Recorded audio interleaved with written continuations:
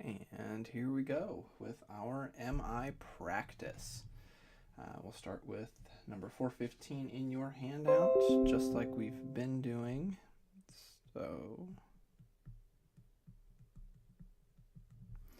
And our rate is 70. We're in sinus rhythm. What is our axis going to be? We're going to be up and up, so that equals the normal quadrant. So that's good to know that we don't have any deviation. Isoelectric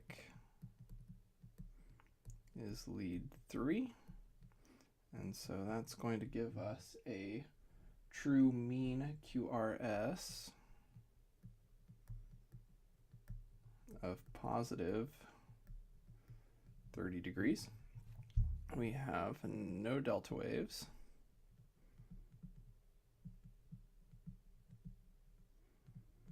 And in terms of hypertrophy, looking in leads 2 and V1, doesn't appear to be any atrial enlargement.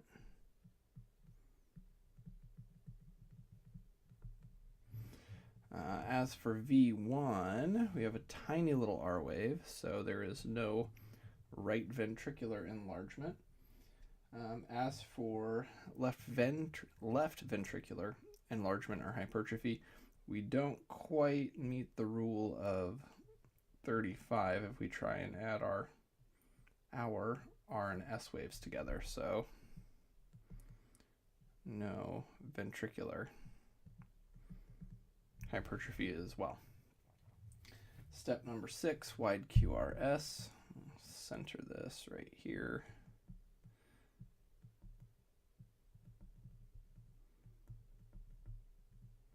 All right, and so that will bring us to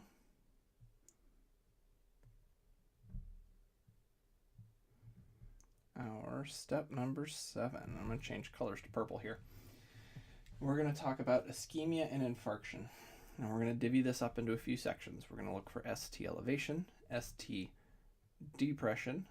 We'll make sure we're on the hunt for Q waves throughout that, making sure we bring in our T waves with it. Then we'll look for reciprocal changes and move from there. So step number 7. So do we have any ST elevation anywhere? Usually we start in the V leads and then move to the limb leads. And sure as heck, in V1, V2, V3, and V4, all 4 of those leads have ST elevation. And you can see here where you've got your P wave, but then if I just dot my isoelectric line across here, you can see that we have quite a few millimeters worth of ST elevation. In fact, I would probably estimate those as 1, 2, 3, 4, almost 4 millimeters here.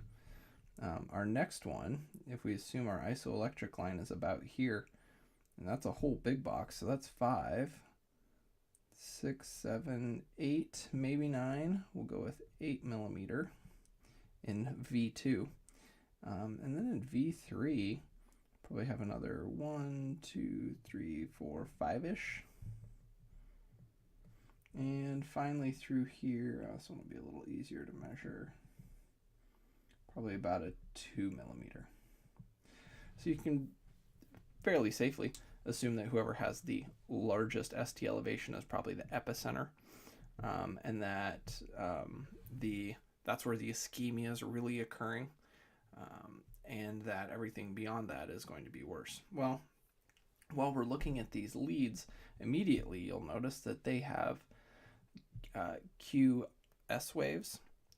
Well, actually, technically they're QR, but they have very, very deep Q waves.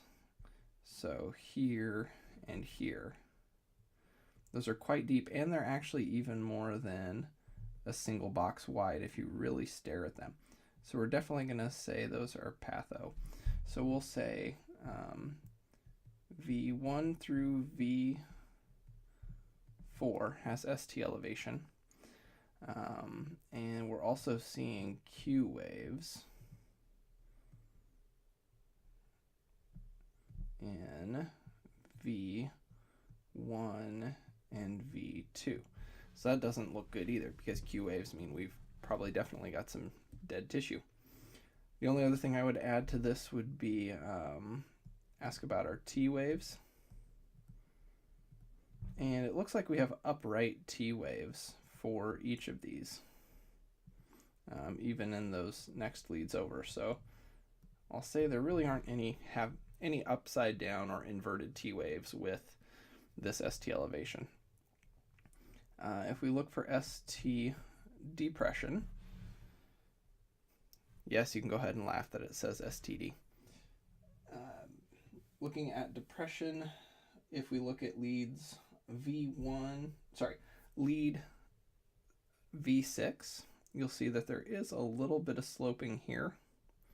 And then its corresponding lead, V6's corresponding lead number 1, there's just the slightest here. It's not even quite a millimeter, so it's really difficult to give it a lot of credence. But it's enough there to notice for sure. So we'll say 1 millimeter in V6 and lead 1. Now, the last thing we want to do is look for some reciprocal changes.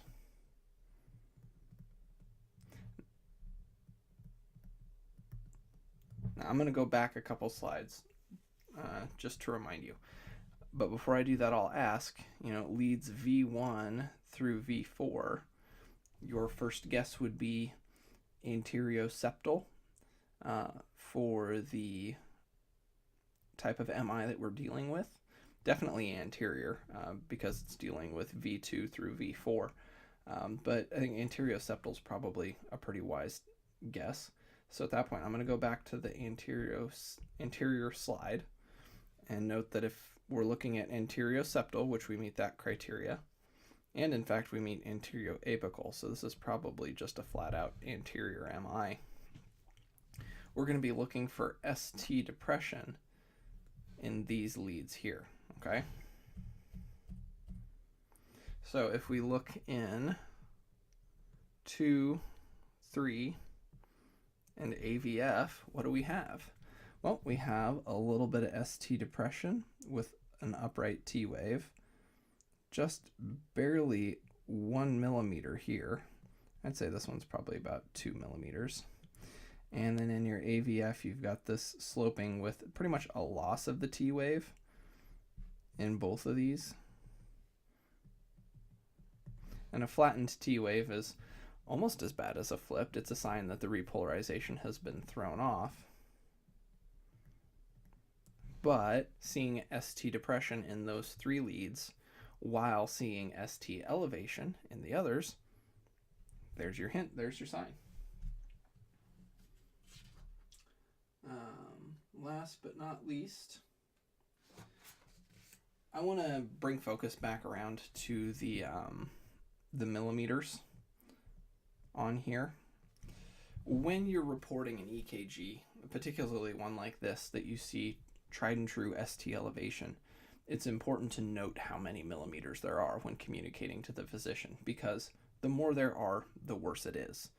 In fact, if you look at this lead here, this is what we call a tombstone.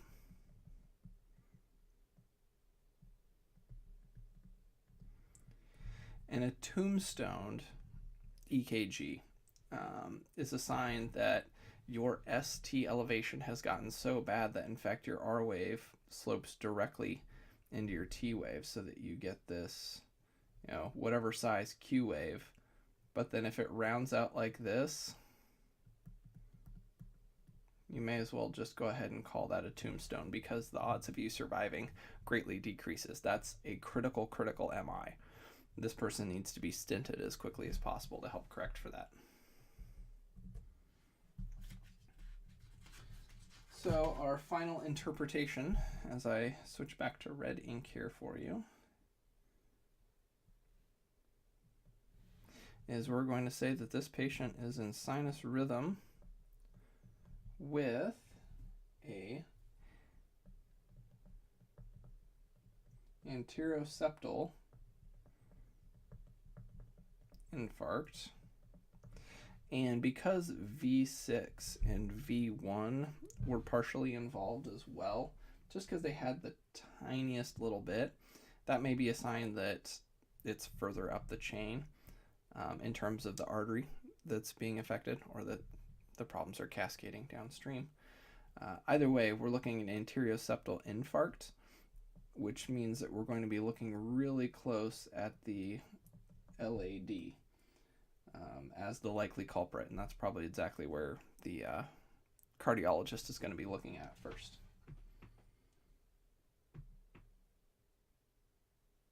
And that is that one. Next, 416. So we'll do our usual. And we've got a rate of 70 again. We've got sinus rhythm. Our mean QRS, we are positive and positive, which equals the normal quadrant. Our isoelectric is AVF. And so that will give us mean QR axis of 0 degrees through lead 1. Now we're in the normal quadrant, but we've been pulled to 0, which is to the quote-unquote left axis deviation side of things. So something's been tilting us off a little bit, so we'll kind of keep that in mind. Do we have any delta waves? We'll say no delta. As for hypertrophy, any signs of atrial enlargement? Well, if you look at lead 2 and V1, you'll see that we've got biphasic P waves in both, particularly in V1, where that second half is significantly larger. So we have left atrial enlargement for sure. Do we have any other signs that we may have right or left ventricular enlargement? Well, not really. The R to S ratio in V1 is normal, and we don't meet the rule of 35 for our left ventricular. So we'll say no right/left ventricular enlargement. And yes, remember our rule of 35 where you add up your S wave and your tallest R wave between the two, and at best we're looking at maybe 30. So we're still a little bit short there. Number 6 is going to be wide QRS.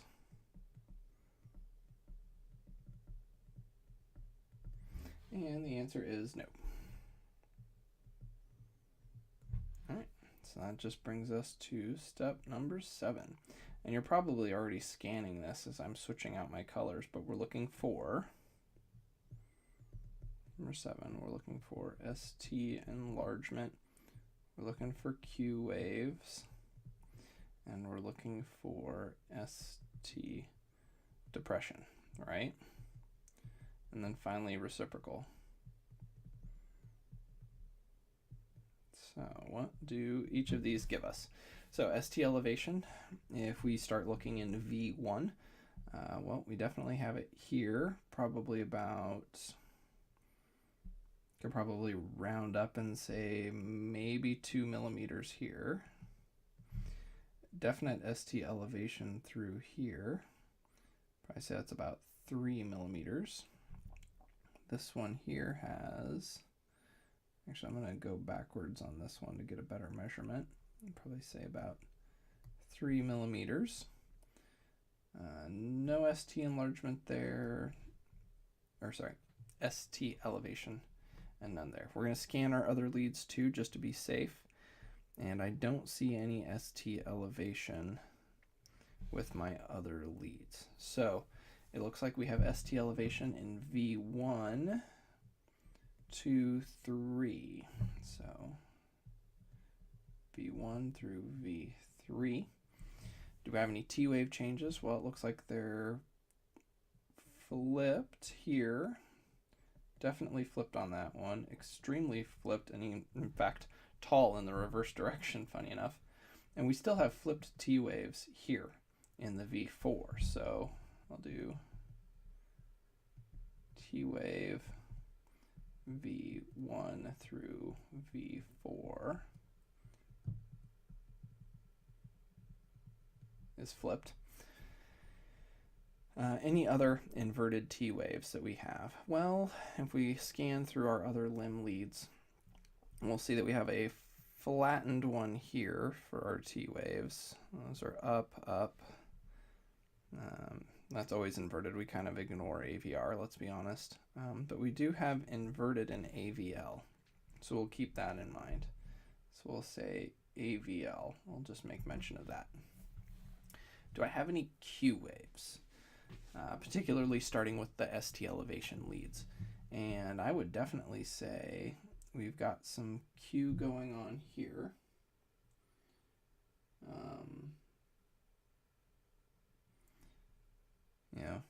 Definitely something that looks like a pathologic Q wave here with our V2. Maybe a little on the tiny side with V3. 4, 5, and 6 don't have Q waves. And if I look through my other limb leads, I don't see Q waves there either. So I would say in our, or at the very least, a QS type layout in V1 and V2.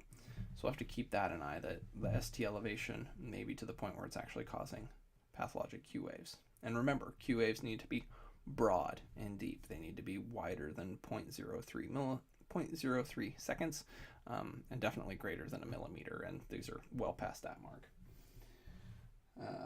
ST depression, we'll take a look real quick. We don't really, and if you were paying attention as we were looking through earlier, don't really see any major depression, but I did notice on our 2 lead here that there was a little bit of sloping through here, and particularly on this beat, that you maybe could say was 1 millimeter of depression. There was a little repolarization challenge through there. The T wave inversion over here on V4, maybe that early sign that you've got T wave inversion without actual ST depression yet. And given that the V4 is sitting right next to that V3, it wouldn't be surprising to say that the ischemia has now spread out to the area of lead 4, but not as far over as V5. All right, no reciprocal changes on this one. We're looking at the same zone as we did before with that, V1 through V3. That's going to be your anterior. It's going to be your septal area, so your anteroseptal. The reciprocal leads for anteroseptal. I'm going to go back to that slide. So we back off a little bit. And remember, your anterior MIs should have reciprocal changes, ST depression in the inferior leads, which we really didn't notice on number 416 here. We just had the slightest in lead 2, but not much going on in those other ones. So probably safe to say that we don't have much in the way of either of those. Pretty much just report what you see to the doc, that you see 2 to 3 millimeter ST elevation in those specific leads, which may not get you very far if the patient's asymptomatic. But if your patient's having diaphoresis, nausea, vomiting, left arm, chest pain, they're going to go to the front of the line for all sorts of cares. But ultimately, we're going to say that this patient is in sinus rhythm with an anterobasal. Anterobasal MI. And that's just because it's right there through the center. You could probably say anteroseptal and not get in too much trouble either. Either way, you're going to be looking at the left anterior descending artery to get things taken care of, because that's what feeds that section through there.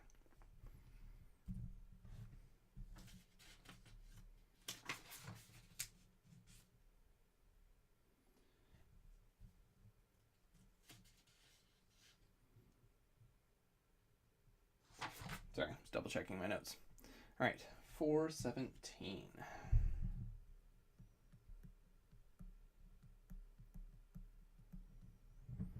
And we have a heart rate of 55.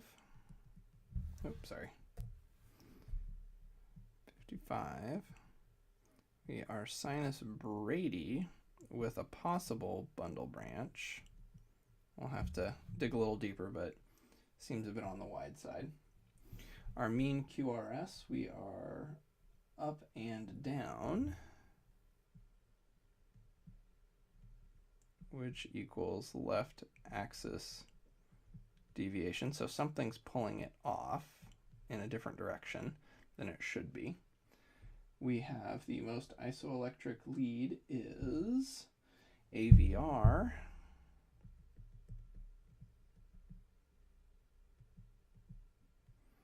And so that gives us a final mean QRS of -60 degrees. What's the thing that we look for there? Well, we're going to check out for left anterior hemiblock. Apologies for goofing that up. Left anterior hemiblock when we have a -60 degree mean QRS. The quick check for that one, we're looking for up, down, down in lead 1, 2, and AVF. And I have up, down, down. So it definitely looks like we have a left anterior hemiblock. So we have a sort of bundle branch going on. That may explain why we have a wider QRS than we might normally expect. So as we move on through that, we would say that we have no deltas for step 4. Step number 5, hypertrophy. We have in lead 2, the P waves are there, but they're not terribly tall. So we can say no to the P pulmonale. They're not notched, so I don't see the mitral waves, so there's probably not that there either. However, if we go to V1, we will see the biphasic P waves. Second half's a lot bigger, so we have left atrial enlargement for sure. Check for right and left ventricular enlargement. We don't meet the R to S ratio at all in V1, and we definitely don't have enough S wave and R wave to add up to 35 millimeters, so or no on right, left ventricular enlargement for those reasons. Number 6, do we have a wide QRS? Just barely, but if you look for those signs and symptoms of a right or a left bundle branch block, they're really not there. You don't have the sloping, you don't have the rabbit ears, you don't have that RS pattern, those kinds of things. So for number 6, QRS. All I can really say is I have a left anterior hemiblock, and that's about it.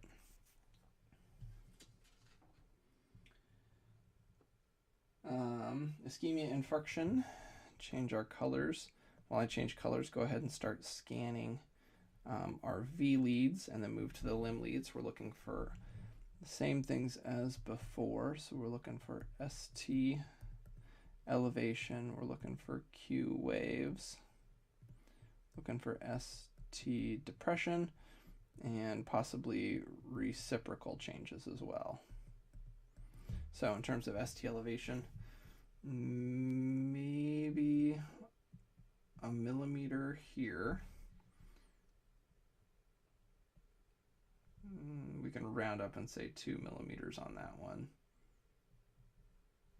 It's about 1 millimeter. If I track this across here, probably say 1 millimeter. And then we're back to isoelectric here and here. Do I have any ST elevation with my other leads? And it doesn't really appear so with any of these. All right, so we have ST elevation in V1 through V4. are my T waves upright or are they flipped? And we'll say that we have a flipped T wave, flipped, flipped, flipped, and actually we have inverted T waves all the way through. So that we have inverted T waves V1 through V6. And that's a sign of massive repolarization issues all the way through the V leads. And if you think back to some of those other bits, that may mean we're looking at the entire left coronary artery, not just the LAD or the left circumflex, but maybe the entirety as a whole, since that entire heart may be affected. In terms of Q waves, what do we see? Well, you know, looking at V1, V2, V3, you know, maybe even V4, honestly, all of those have QS waves. Now, part of that may be due to, if you think about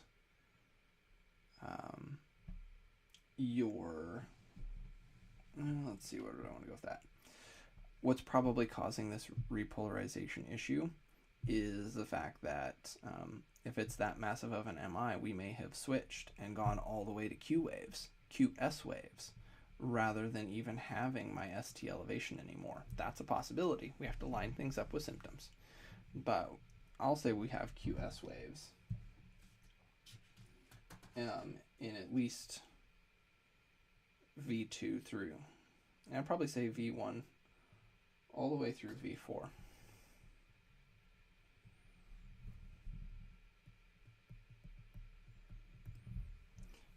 What particularly makes these Q waves diagnostic is the fact that you still have T wave inversion. It means that there's still repolarization issues going on, so it's more likely an acute MI as opposed to a old infarct. And yes, I moved my fingers in quotes when I said old infarct. ST depression. Well, do we see any ST depression anywhere? Not really, because we've walked through this. We did note the inverted T waves in V5 and V6. This is probably an anterior MI. We talked about that. May even be spreading to lateral. Who are the reciprocal leads to anterior? Talked about it that the last two slides. It's going to be your inferior leads are your best reciprocals to look and see if they have any other clues. And sure as heck, they all have QS waves as well. No true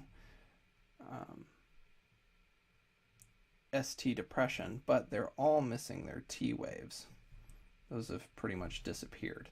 And so if we're missing our T waves, that's right along the same lines as having them flattened. So we'll say QS and no T waves. And so that's a good sign that we're having a real problem here. And so we will call this officially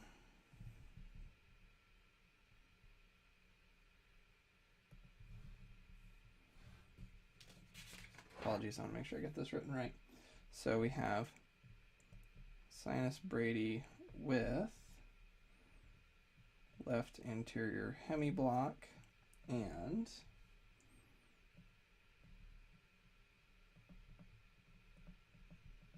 Anteroseptal MI with lateral wall extension. All right. This is one of these great examples where had we not done our mean QRS and figured out that we had the -60, we would have completely missed that there was a left anterior hemiblock. And while that may not sound that important just saying that, if this patient comes in with an MI, all the signs and symptoms, acute coronary syndrome, but they wind up having a non-STEMI, you could still find this left anterior hemiblock. Why is it important? Again, you've got that three-legged stool example, right? And so if your left anterior fascicle is already non-functional and they are having a non-STEMI, that could then snowball and turn into a situation where you lose an entire bundle branch, or potentially even worse. That's the real big thing. You know, it's not just a matter of, oh, they're having a heart attack or they're not. It's think ahead, look at those next steps and how, oh, we need to be extra protective of this patient. You know, sometimes we just throw pacer pads on because they're bradycardic. Well, you know, actually, if their bundle branches are in danger, that's a really good reason to do it too. So that's that larger picture to pull together with all this. One last thing, let me check my notes, make sure I explain this correctly.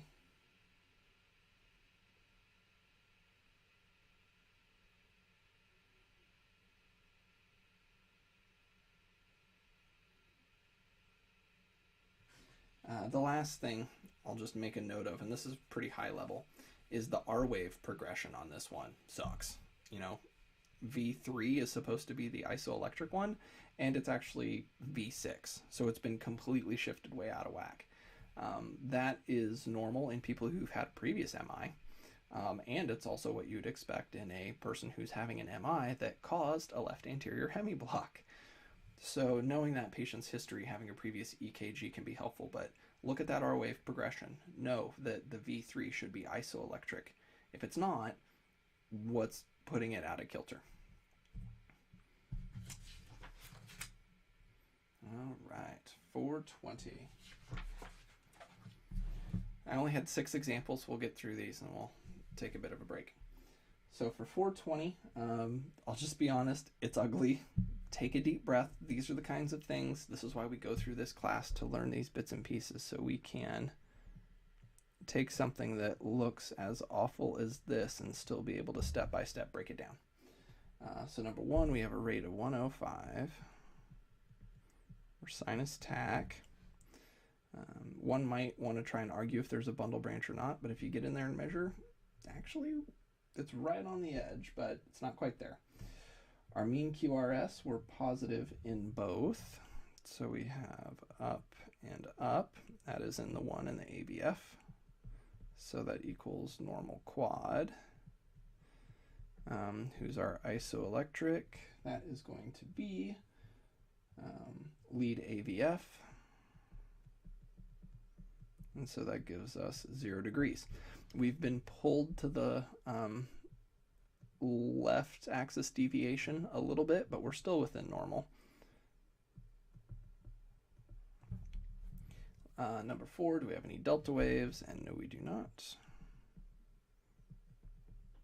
As for hypertrophy, nothing going on in the 2 lead that we can really measure. They're a little tall, but they're not peaked high enough. As for V1, they're biphasic with the second half being larger, so we do have left atrial enlargement. And as for the ventricles, there's no RS ratio that's worthwhile, and there's definitely not any adding S waves and R waves together to get 35, so we'll say no. So no enlargement going there. Number 6, wide QRS. And we're going to go ahead and say it is a bit wide, but we can also see major repolarization issues. There's ST elevation there even without looking. You know that already. And simply because of the fact that we're seeing repolarization in this fashion, it's not surprising that the QRS would be off. So anything we would do to measure it would be a wasted effort, really. We'd have to get things to settle down. If we can look at a previous EKG, that'd be great, but for now we'll just say not determinable. All right, so as I switch colors and you're scanning those V leads, we got plenty going on.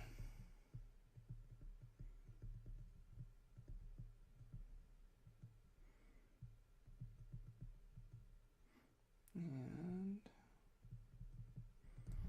all right, so what do we got for ST elevation? Well, there's none in the V1. The V2 has, 1, 2, 3, 4, probably about 4 millimeters. V2 has about 4 millimeters. Let's draw my line across here. 6, 7. And this guy through here has 5, 10. Has 10 millimeter elevation. Let's say about 5 millimeter. This one has 2 millimeter. Do I have ST elevation anywhere else? Well, if we look, not surprisingly, V6 and lead 1 are about the same. And this one's a little tough because he's on an angle, so we'll just kind of strike a difference and say it's about 4. And we'll say AVL is about, we'll say 3 millimeters-ish. T waves. So we have a lot of ST elevation. We have ST elevation from V2 all the way through V6, and including some of those other lateral leads. So V2 through V6 and 1 AVL. So right now you know that's an anterior lateral. V2 through V4 is very anterior. 5 and 6, lead 1, AVL is lateral. So we're definitely looking at an anterior lateral.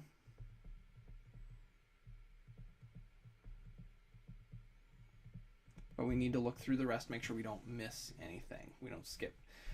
T waves. Do we have any T wave inversion? Well, we're upright in V1, upright, upright, up, up, up. So we're upright in all of the V leads, including 1 and AVL, the other lateral leads. If I check lead 2, 3, and AVF, all of 2 has upright, but 3 and AVF have inverted T waves. So we'll make note of that. Sorry, inverted T.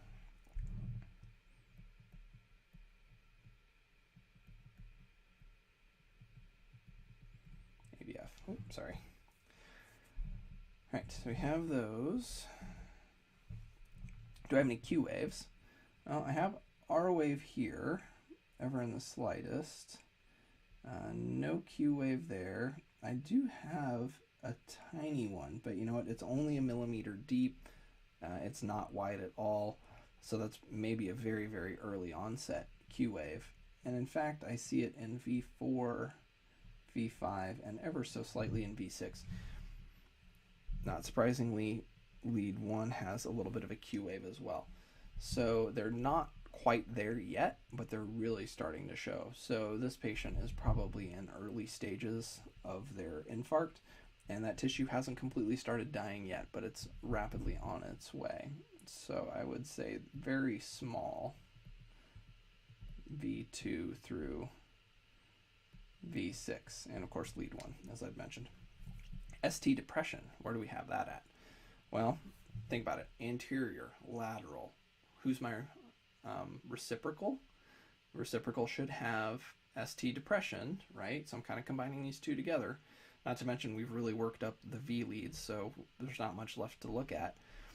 2 really actually looks okay, except he does have a Q wave that, you know, it's pushing pathologic. You know, wow, in 3 and AVF, definitely have about 4 millimeters of ST depression. And this one here, while it does look ugly, probably has about 1 millimeter or so. And so that we can say 3 and AVF have it. And those also happen to be the reciprocal leads as well, which makes sense. Massive MI going on in those anterior and lateral leads. The reciprocal changes have occurred, so that actually maps out just right. So yeah, this patient has one heck of a ST depression, or sorry, ST elevation, the official interpretation is going to be hold on here, let me grab my red, is going to be an anteroseptal infarct with lateral wall infarction. So, because we include V2, which is septal.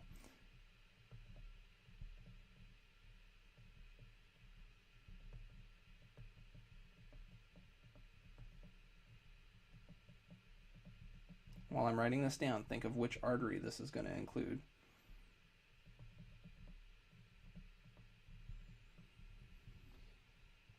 That's going to be which one? Well, anteroseptal is the LAD, and the lateral wall is the LCX. Well, what's the common point there? Well, it's going to be the left coronary artery itself. This one's probably pretty high up. You add in the part where this is starting to look a bit like a tombstone through here and here. This patient's really pushing on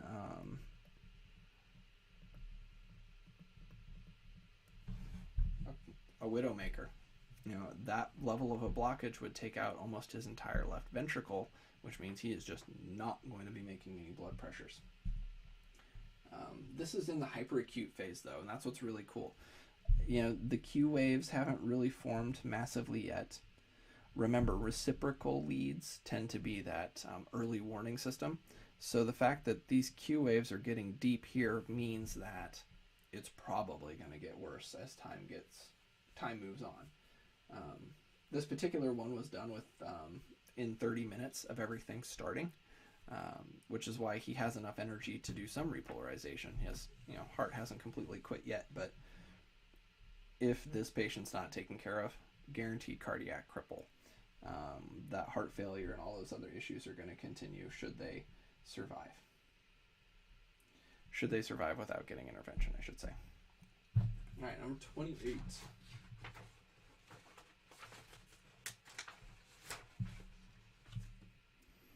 So we have our usual stuff.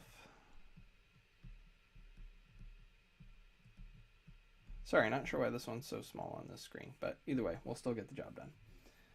We have 70. Sinus rhythm with bundle branch block. We are positive and negative. So that will actually put us in the right axis deviation.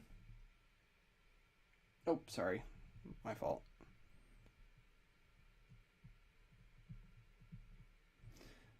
We have a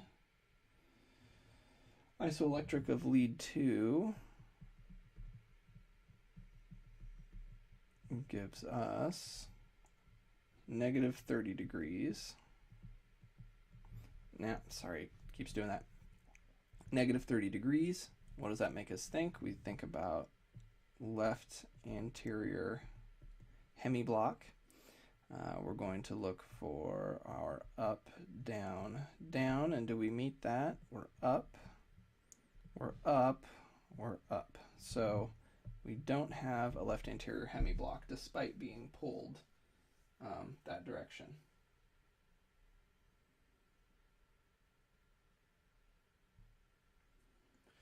Pre-excitation, we'll say nope on the delta. As for hypertrophy, lead 2 looks pretty clean, nothing going on there. As for V1, we have that biphasic P wave, second half's a lot larger, so we do have left atrial enlargement. As for our ventricles, we don't match what we need. We don't have the ratio and we don't have the depth necessary, so we'll say no right ventricular enlargement there. As for my wide QRS, V1 actually manages to have the R prime, but we also have our slurred S waves in at least V6. Not so much in V1 though. Or sorry, not so much in lead 1. But that should be enough to give us what we need to say that this patient has at least a right bundle branch block. Okay.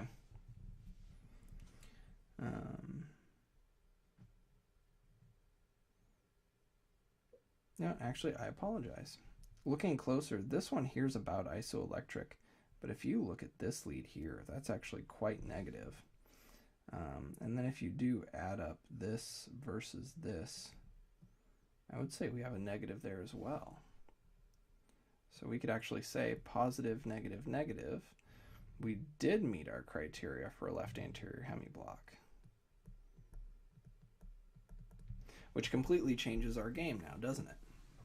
That in the example where you have the 3 legs, we just took out the right bundle and the left,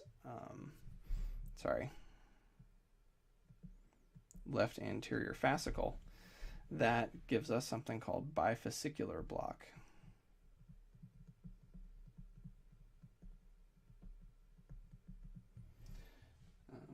That's not good.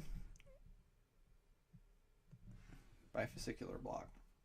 So we're missing 2 out of the 3 legs. If this patient winds up having an MI, they're at a huge, huge risk for things to get worse. Or maybe they even went into a bifascicular block because of what's going on. All right, so we have that. We only know the left posterior fascicle is all that's left working. So let's figure out if this guy's having a heart attack or not.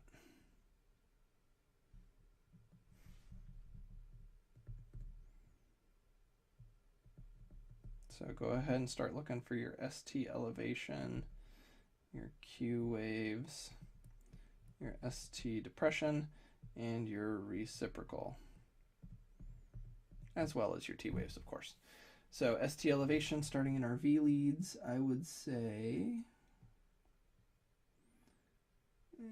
let me draw this, maybe 1 millimeter, maybe. Probably about 4, maybe 1 if you round it up. Maybe 1 millimeter there. This one is probably more sloping than it is anything. Well, we can probably give this one ST depression of 1 millimeter. And my 1 lead, just a little sloping, not much. 2 lead, I'm actually going to go ahead and take this one here and say that this has ST depression of about 5 millimeters. Lead 3 has significant ST depression, so we'll say that one's about 3 millimeters as well. AVL, that one has ST elevation of 2, and AVF has ST depression of 3. Well, we have found our elevation and our depression. So ST elevation we will say is in V1 through V4. The T waves on each of those are inverted on V1 and V2. Negative T wave on V1 through V2. We have an upright T wave on V3 and V4. That's good to know. Where else did we see ST elevation at? Well, we actually saw it in AVL. And that would have been it. So that's lateral. So we have anterior, septal, and lateral.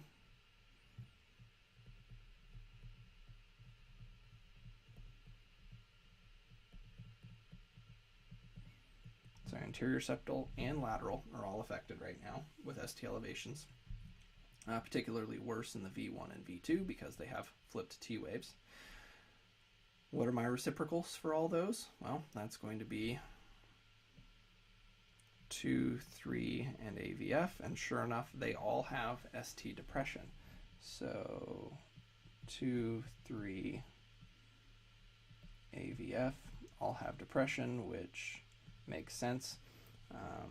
They do not have flipped T waves, though.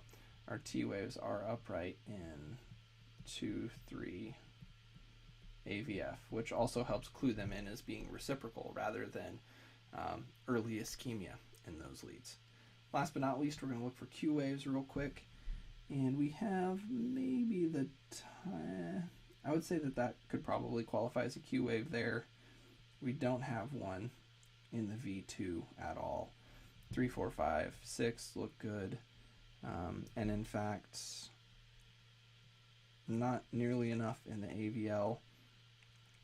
But 2, 3, and AVF don't have any Q waves. So I could say maybe in V1 we would have a tried and true Q wave.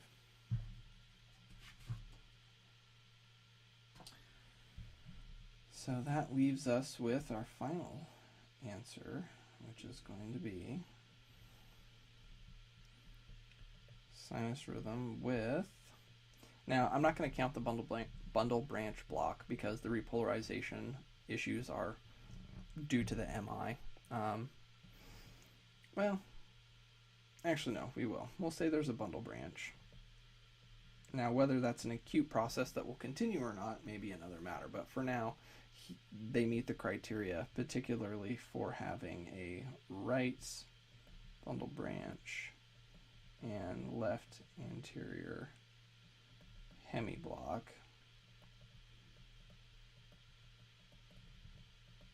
So we're going to say sinus rhythm with a bifascicular block, and we're going to call this Anteroseptal MI with a lateral. Anteroseptal.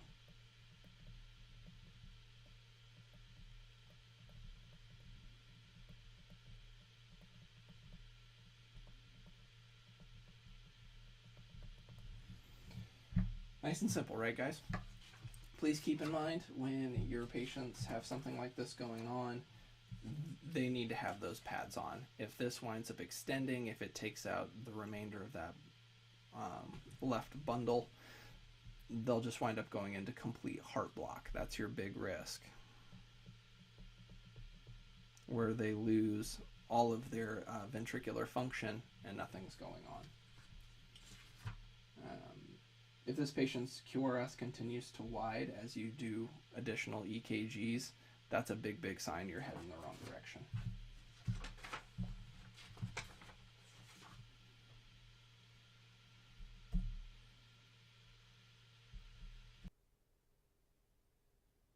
All right, you're probably asking what the heck just happened. In the interest of trying to save time on things, I actually pre-filled in, and I will be for the rest of the lectures pre-filling in a lot of these little details so we can focus our time and energy on the infarct stuff. So for this one here, slide number 432, we have a rate of 55. There's sinus Brady. We have upwards and upwards, so we're in the normal quadrant. Isoelectric is 3. We have a positive 30-degree mean QRS. There's no delta waves. In V1, we have the biphasic P waves, so we're going to go ahead and give that left atrial enlargement. There's no signs of left ventricular enlargement. However, no signs of right ventricular enlargement. However, left ventricular enlargement is something that we can look at because I went ahead and added them up. And I got 16 down here and 24 over here for a grand total of 40 millimeters. So they do have a hypertrophic or an enlarged left ventricle. As for wide QRS, we do not have that, so we don't have to worry about bundle branches or anything along that nature, which then lets us dive right into the ST elevation hunt. So as we look, where do we have elevation at? Well, we have about 1 millimeter here, maybe, nothing there. No elevation with these V leads over here. However, we do have T-wave inversion with those. So that's good to know. So we'll do T-wave. And that's going to be V4 through V6. If we look at our other lateral leads, since we're coming off of V5 and V6, we'll see that we have the same T-wave inversion there. And we actually have a 1 millimeter in the AVL. So we have 1 millimeter in, well, actually, probably say the same for the lead 1 as well. So we have, 1 millimeter and 1 AVL. And we have just the tiniest in V2. Do I have any other ST elevations? Nope, not really. Look for our ST depressions real quick, just because we've already looked at everyone else. And we have a 1 millimeter here. We have about, I'll probably still call that about 1 millimeter there, and 1 millimeter here. But all of our T waves are upright, which is a sign that those are probably reciprocal changes that we're looking at. So we'll say 2, 3 AVF. Definitely has those. And again, 2, 3 AVF. Q waves, we'll do a hunt for those real quick like. And actually I would, before I do that, I would mention that these inverted T waves would count kind of in this section as signs of ischemia in those zones. Anyway, T-wave inversions, what do we have? Well, sorry, Q-wave inversions. Do I really have any at all? None that I can sell. Yeah, I do have the tiniest R wave here and here, so these aren't true QS waves. And nowhere else really has major deflections. I have the tiniest of R waves for all of these. So to that end, I really don't have any. What else can I do? Well, not much. That kind of sums it all up. So for lead 1, AVL, to have ST elevation, even if it's slight, but they do have flipped T waves. You also have flipped T waves in 5 and 6. All signs point to a lateral wall MI, so that we have a final diagnosis of sinus Brady, and especially because the reciprocal changes fit in too, with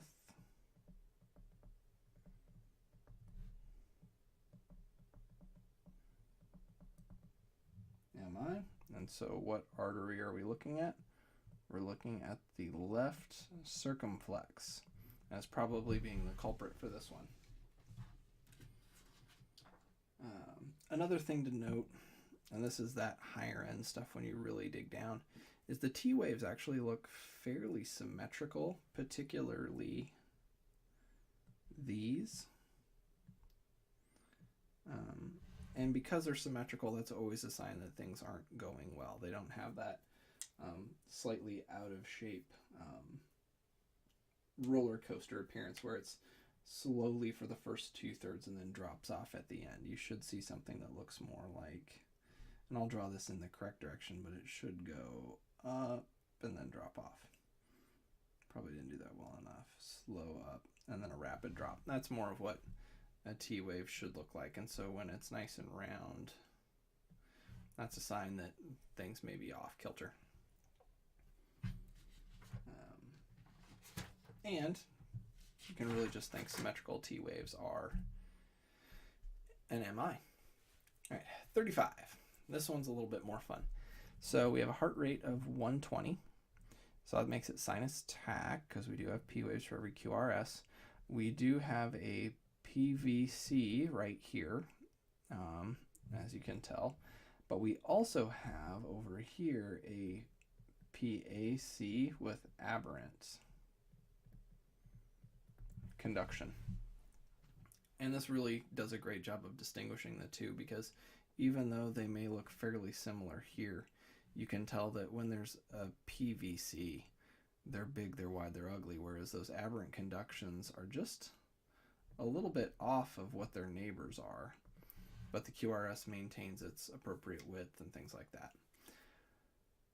Anyhow, what's our mean QRS axis? Well, we're up and up, puts us in the normal quadrant. Awesome. Isoelectric is number 3, which then puts us at positive 30 degrees for our mean QRS. We don't have any delta waves. The P waves in the 2 lead are a little bit peaked, but not quite enough, so we can't say we have P pulmonale. As for V1, we have the biphasic P wave, second half larger than the first, so we definitely hit left atrial enlargement criteria. As for right end left ventricular enlargement, nope, not even close. For the right ventricle, the R wave's too small, and for the left, we don't have nearly the numbers we need to add up to 35. As for a wide QRS, nope, we don't have that either. Which then brings us to our MI hunt. So what are we looking for here? Well, look for our ST elevation as usual. And I really don't see anything there. Not really. Check our other leads. Maybe some depression here. You could argue for no elevation. Nope. Nope. Nope. So we actually don't have any ST elevation at all. Do I have any flipped T waves anywhere? Well, let's look for that. These are still up, up, up.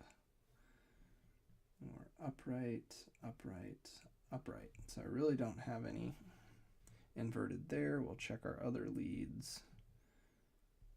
You could probably argue that we do have inverted T waves here, but that one's upright, and this one's flat, so that'll count.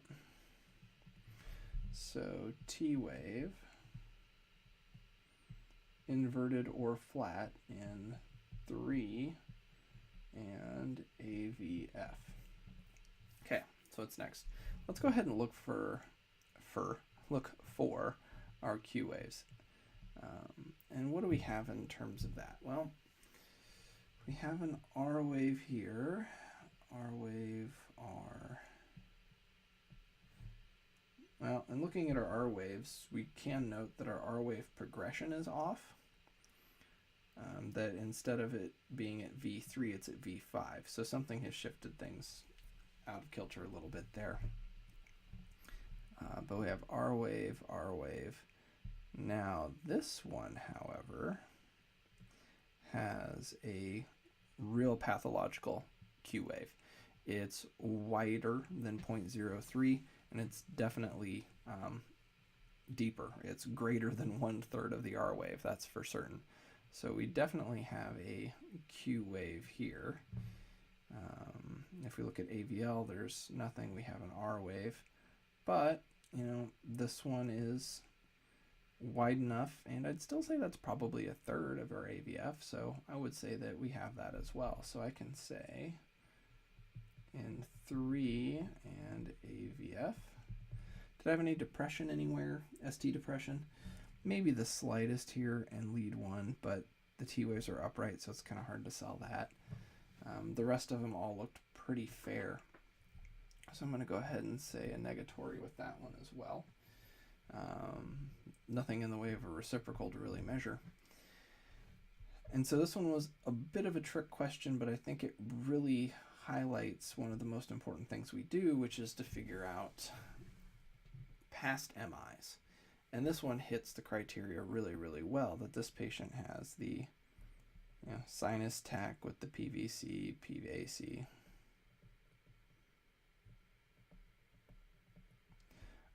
But they also have an age indeterminate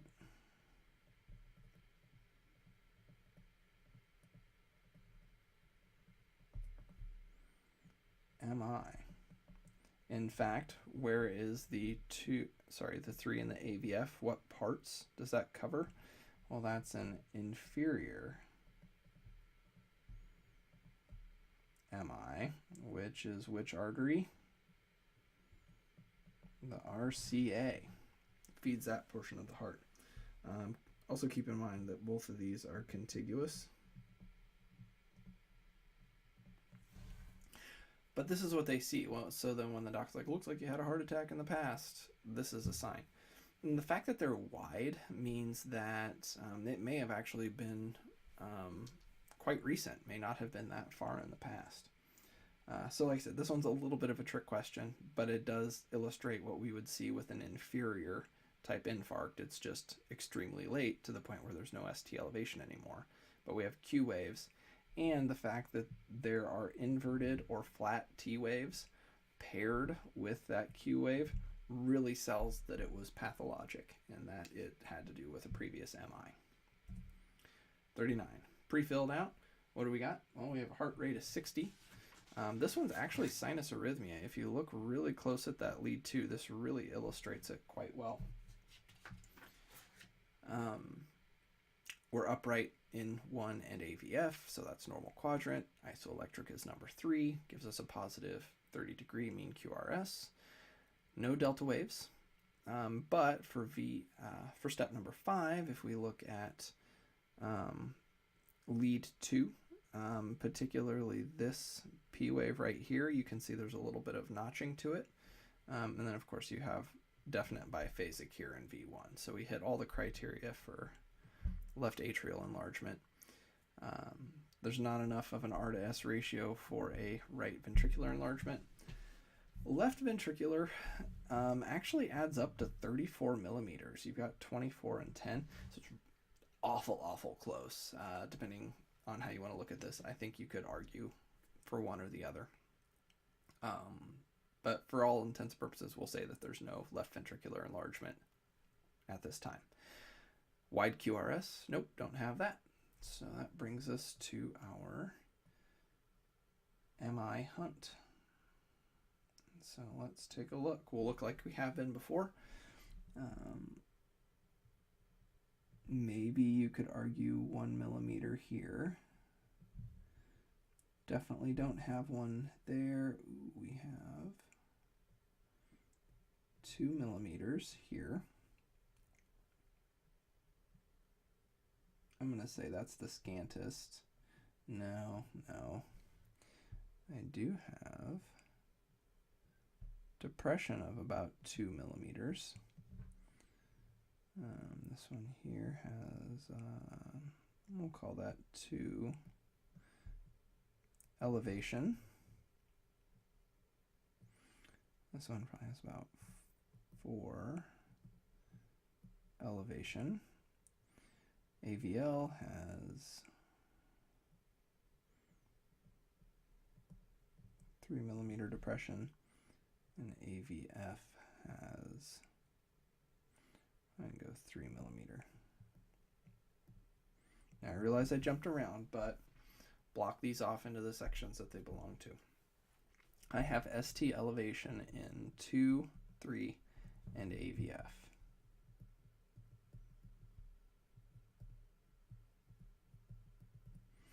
I have ST depression in 1 AVL, and that would be it.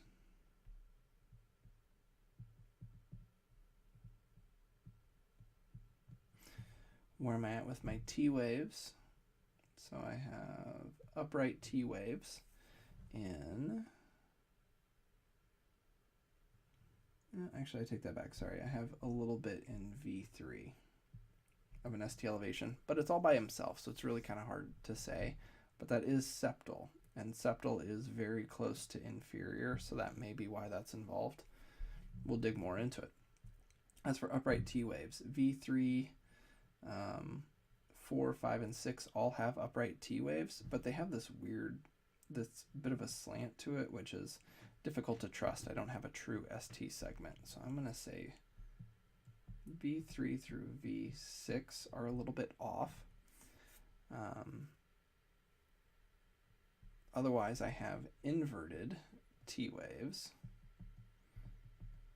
in none of these, actually. I don't have any inverted T waves. Even this in my AVL and my lead 1 are upright. So we'll say none to that. Do I have any Q waves? And in fact, we'll start where we always start. I have the tiniest, actually, we'll say, let's see, this has a QS wave. This one actually has an R. No issues with the rest. If I look over here, there's no real Q wave. This one, however, has a pathologic Q wave. It's greater than 1/3. AVL doesn't have anything, and I don't have anything in AVF. Since I have just the 1 in the lead 3, doesn't give me a ton, but V1 has it as well, not necessarily continuous or contiguous. We'd have to go back to our QRS rules, or sorry, our Q wave rules to really look at things and determine what value those have.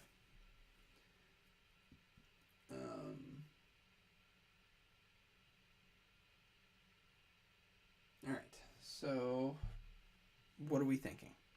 Well, with the 2, 3, and AVF involved, we're thinking it's an inferior MI, right?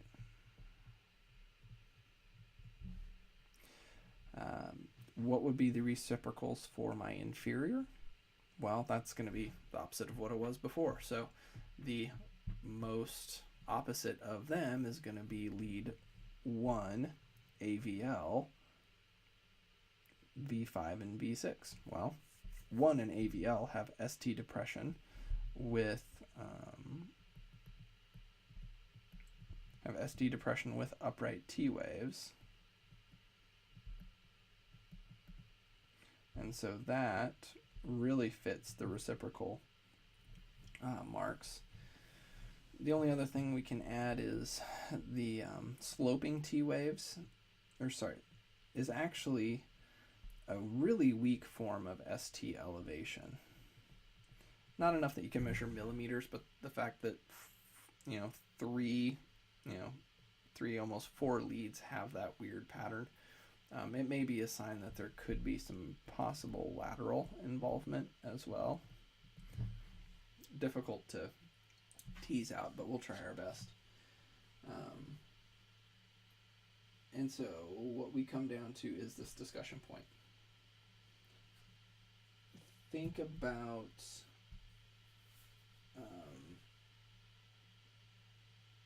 what the reciprocals mean. That the reciprocals are early signs. They're things that almost give you a heads up of what's to come.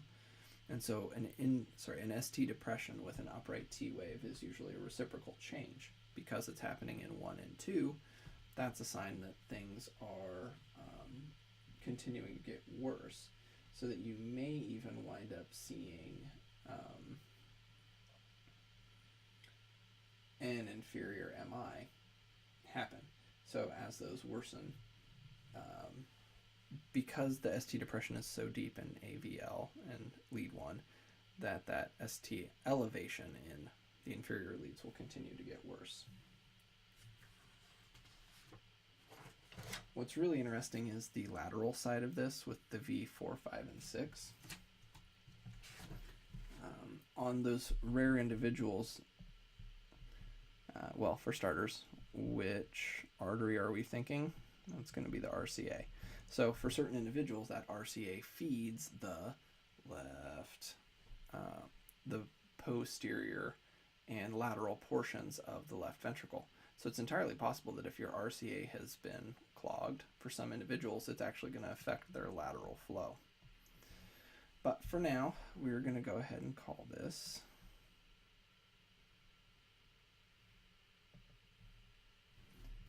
a Inferolateral or Inferolateral MI. So we have sinus arrhythmia with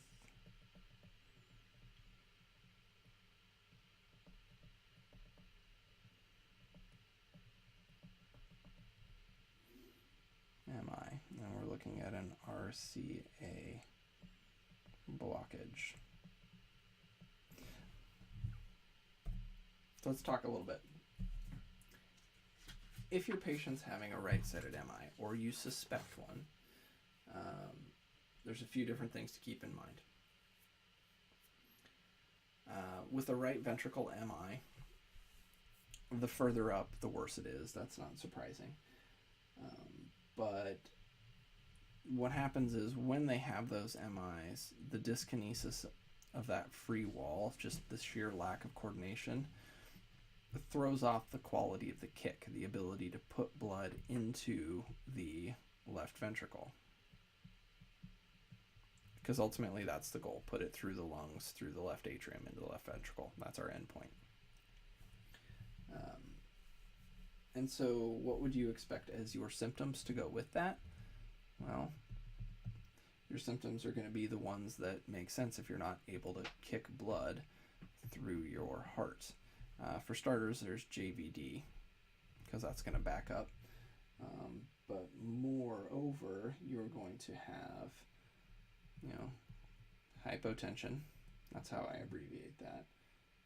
You're going to have the bradycardia. You'll have clear lungs. And of course your echo is going to be positive on them as well. The reason why I stopped to point these out, additionally, you'll have the arrhythmias.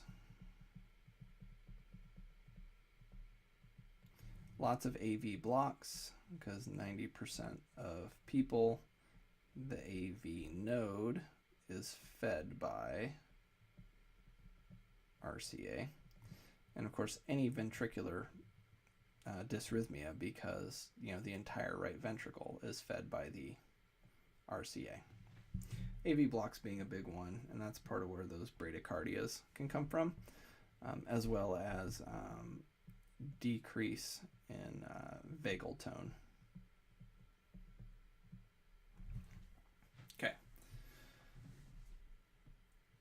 The reason why we take the time, and I'm taking the time to explain all of this, is that in a left ventricular MI, I don't care which one, but if you have a left ventricle that's being tore up, you're going to see pulmonary congestion. You're going to see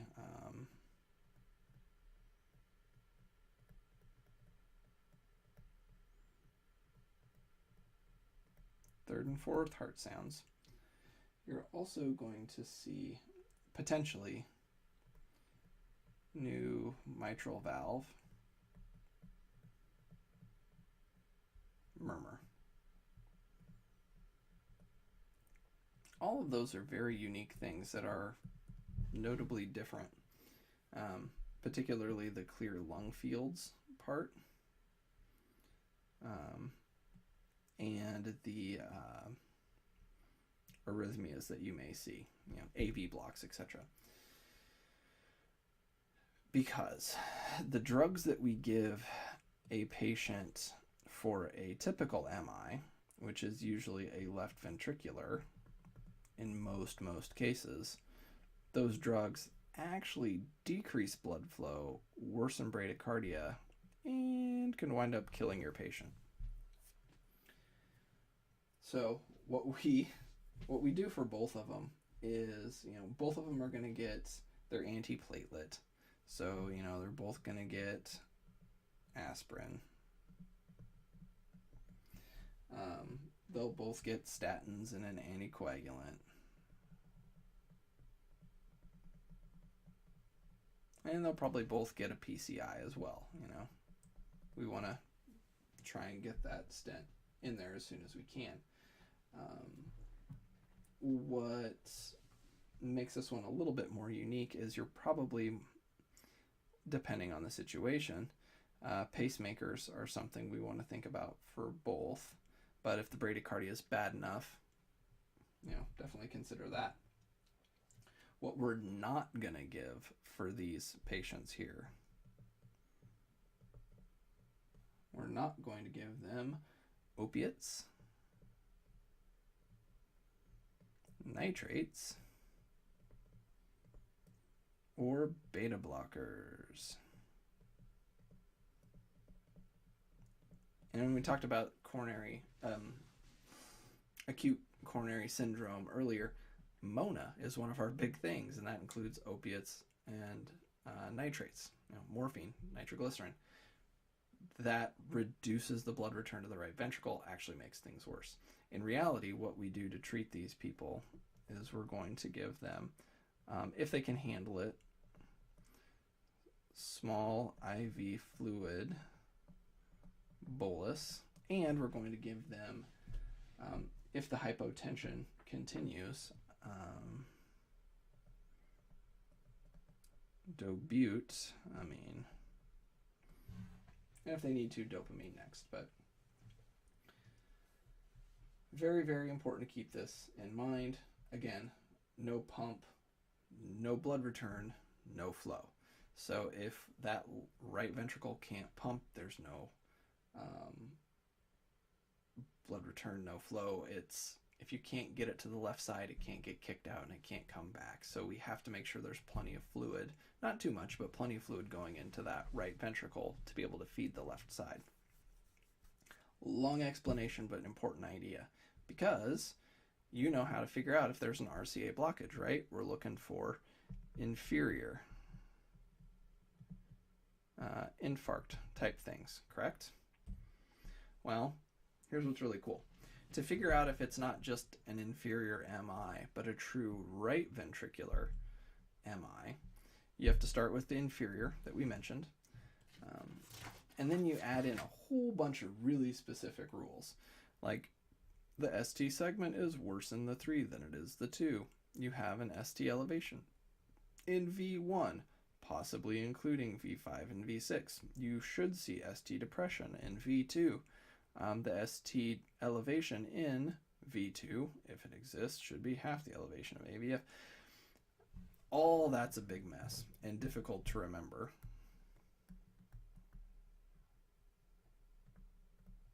So we're going to make things a little bit easier. Think about this. If you have an inferior MI, a right-sided EKG will make life really easy, because then you're just going to look in, V4R through V6R, and you're just looking for that ST elevation, right? So that's what this next slide really boils it down. So any ST elevations that you have in 2, 3 AVF and V1, because V1 is septal, which is fed by the RCA, your most probable explanation is a right ventricular infarct.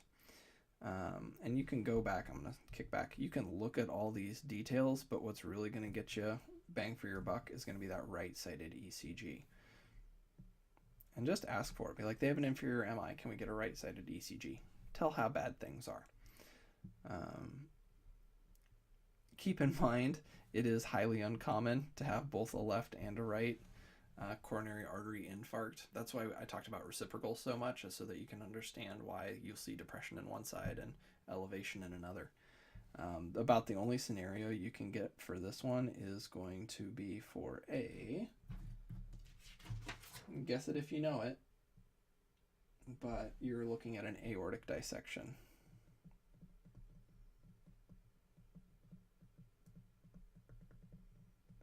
And that's an ascending aortic dissection. It's about the only thing that can cause this. And that's that ripping, tearing feeling, worst pain in their life, may even hurt in their back more than it does in their chest. Aortic dissection. Notably different from a MI, but we work them up just the same. What we really want you to do, though, is recognize the right-sided MI early to make sure we don't go along the wrong route to help treat them. So let's practice it, shall we?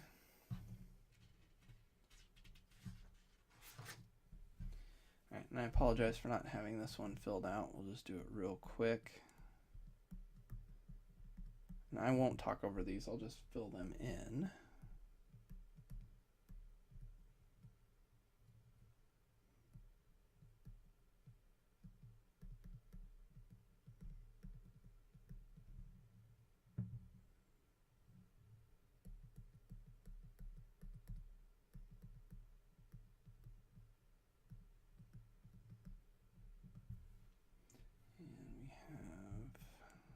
Nope. And we have no enlargements. And we have none of this as well. Actually made it pretty easy, didn't it? So since we have none of that going, we'll kick over and we'll start looking at our ST stuff. One of the first things you'll probably notice is in the upper right-hand corner of this is the fact that they have V4R. So that right there should be your big clue about what's going on.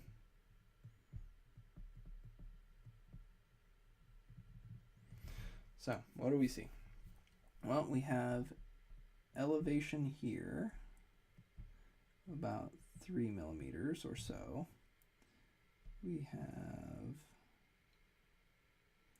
well, let's take this one. I'd probably say down almost 1 millimeter. These are rounded, so we'll call that elevation but not measurable. Those are pretty much the same, nothing. We have depression of about 1. And I'll check my other lateral leads. So I'll look in AVF and or AVL, and I will see depression there as well of about 2. I'll check my inferior leads, and I'll see that I have a 1 millimeter elevation. Really good here, probably 3. And my AVF, probably go with about a 2 elevation there. So we'll record all those. So I have ST elevation in 2, 3, AVF, and V1.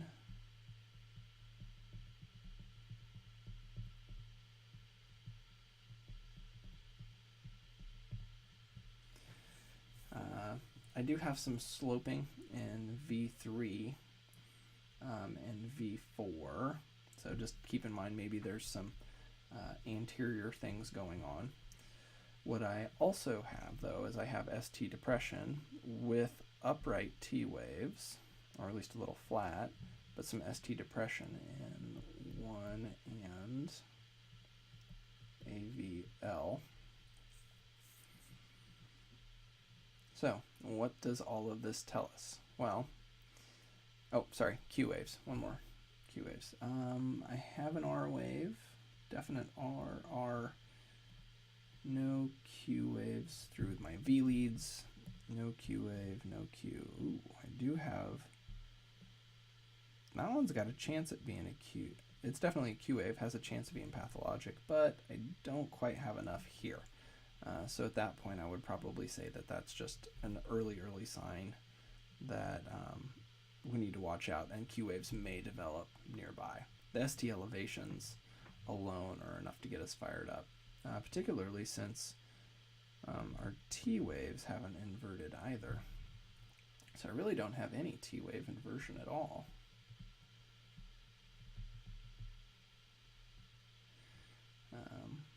So let's talk.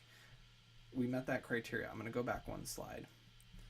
ST elevation in 2, 3, AVF, and V1. Nailed it. Probably an RVI. How are we going to prove it? Right-sided ECG, and we're going to look for about 1 millimeter. If we can match that for our ST elevation, I think we're set. So let's look at our V4R. And sure enough, we have about 3 millimeters. So that's enough to convincingly say that we have an RCA blockage that's large enough to effect both the inferior and basically the entire right ventricle. So final answer.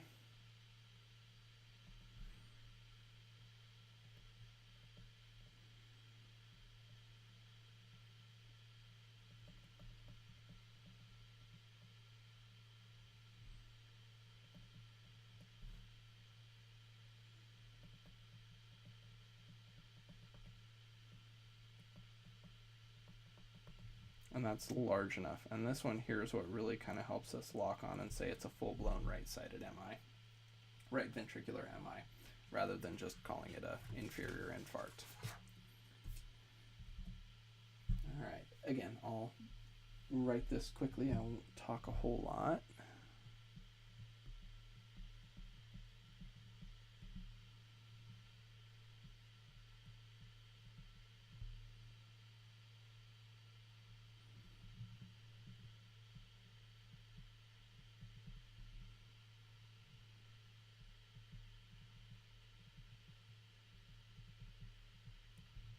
ISO is 2.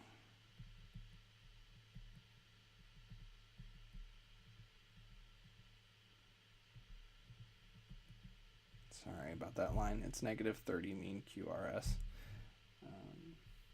Consider left anterior hemiblock.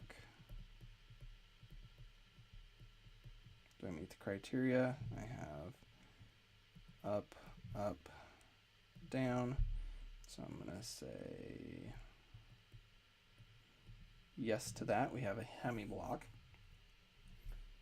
We don't have any deltas. Number 5, hypertrophy. Looks like we have left atrial enlargement, but no hypertrophy enlargement, and my QRS is fine.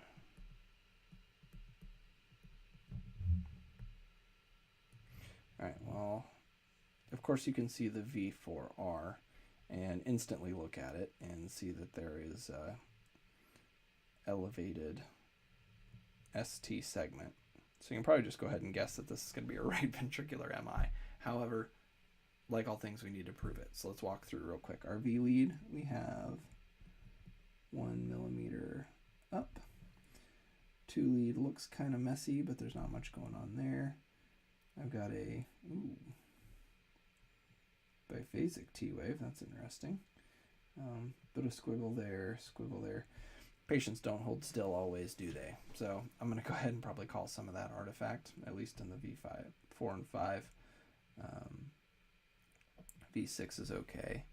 I have my ST depression. I'm going to check my other lateral lead here and say we're down about 1 millimeter again, rather than round up. As for my inferior leads, I don't have any ST elevation there, but I do have 2 millimeters and 1 millimeter elevation with these. So step number 7, STE. I've got 3 AVF and V1. Do I have any kind of flipped T waves? I'm going to scan all of these and see if anyone's T waves are flipped. That one's biphasic, not sure why. These are a mess. That one's flat. Upright, upright, up, up, up. So I have all upright T waves. Let's look for Q waves. I have an R, definite R. No signs of Q waves through the lateral leads. Those look fine. No Q waves there. This, however, is one giant QS. And you here are tiny, but you're also a QS. So I'm going to say we have a QS in 3 and AVF.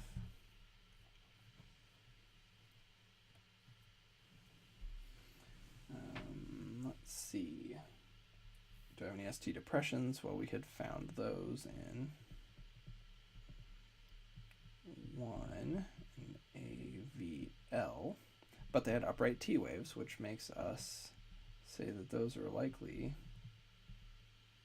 reciprocal.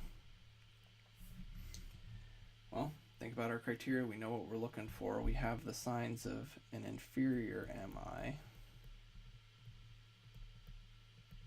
And the fact that we have some ST elevation in V1 gives us the kind of stuff we need to look at or be suspicious of a right ventricular MI.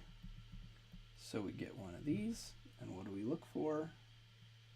We're looking for an ST elevation of greater than 1, and it has probably right at 1 to 2 millimeters. So just enough to confidently say this is a right ventricular MI.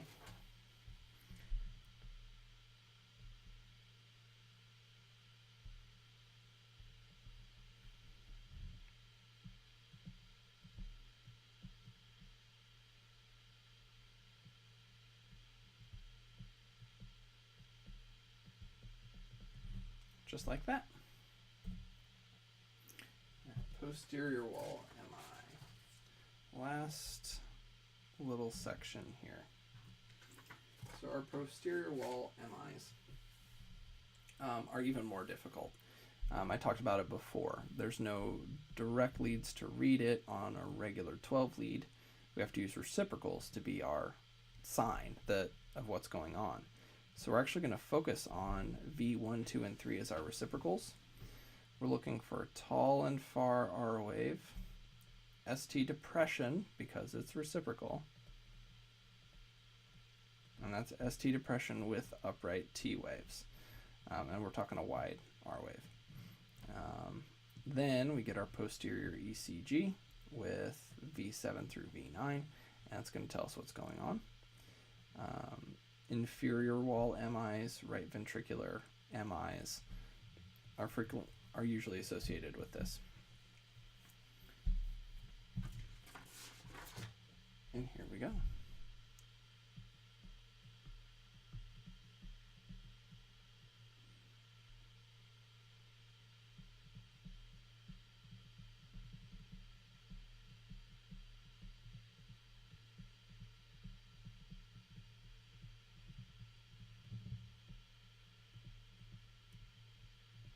All right, heart rate of 40. We've got AFib with slow ventricular response. We will go ahead and tell you we have a mean QRS of positive 30 degrees. Number 4, there is no pre-excitation. As for hypertrophy, we don't have P waves, so we really can't tell. And as for our right and left ventricular enlargement, there is none of that. Number 6, we don't have a wide QRS, so we're good on that one, which lets us dive right in. Change my color here. Sorry. So we're looking in all the same places we always look, and no elevation, little, maybe a negative 1 millimeter, nothing, nothing, nothing, nothing. We have nothing here. Ooh, maybe a Q wave there. Definitely a Q wave. I would be willing to call that a Q wave. Not much going on there. So in terms of ST elevation, I really didn't find any. In terms of Q waves, I did find find them in lead 3 and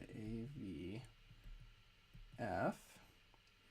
In terms of ST depression, maybe in V2, but that one's kind of by itself. The other ones really didn't give me much, so I'm going to go ahead and give that a no because it's not in 2 contiguous leads. What do I got? What are we going to go off of? Well, the Q waves is really all I have, and so this one's a little bit of a letdown. I do apologize, but sometimes that's all you get. But this one's going to be AFib with age indeterminate.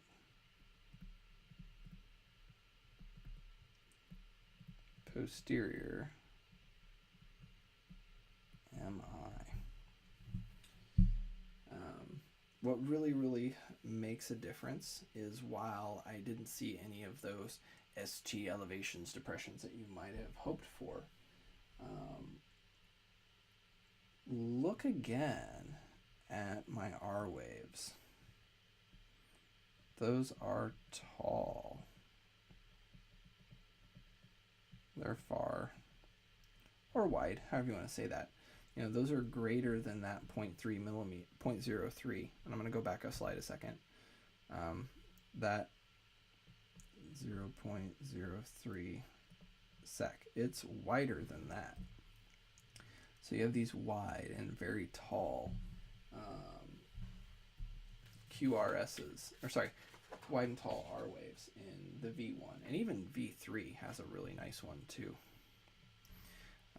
Those are your signs that you've got something posterior going on, at least in this case, and things to think about. And these Q waves are late signs showing us it's indeterminate, but had we seen ST depression in those leads instead, that would have been the sign. All right, we'll pick up electrolyte and drug effects to wrap everything up.